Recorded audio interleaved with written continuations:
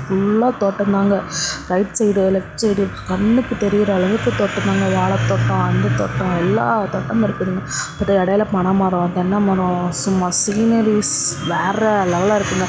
Natural love பண்ணுறாங்க, கண்டிப்பாக ஒரு நாள் இந்த வழியாக போங்க. பட் சைலண்ட்டாக இருக்குங்க, எந்த ஒரு டிராஃபிக் இல்லாமல் நம்ம மட்டும் போகிற மாதிரி சும்மா ஜாலியாக இருக்குதுங்க.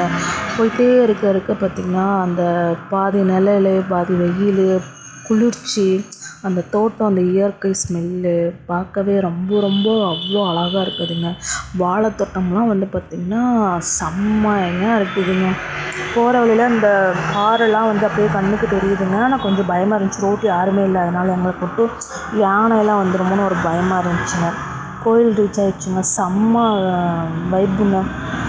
கோயில் என்ட்ரன்ஸ் நுழைஞ்சோன்னே அப்படியே அந்த அந்த பொரிக்கடை, நிறையா குழந்தைங்களுக்கு விளையாட தேவையான அனைத்து கடைகளும் இருக்குதுங்க. அந்த பீமன் பக்காசுரன்லாம் எனக்கு அப்படியே கண்ணு முன்னாடி எந்திரிச்சு வந்தால் எப்படி இருக்கும் ஒரு இமேஜின். யாருக்கெல்லாம் இந்த இமேஜின் தோணிருக்குன்னு சொல்லுங்கள். 12 மணி பூஜை வேறு ஸ்டார்ட் ஆகிடுச்சிங்க. நாங்கள் அப்படியே ஆற்றுக்கு போயிட்டு காலை அப்படியே நினச்சிட்டு ஆற்றுல போகணும், அந்த பரிசலில் போகணுன்னு ரொம்ப நாள் ஆசைங்க.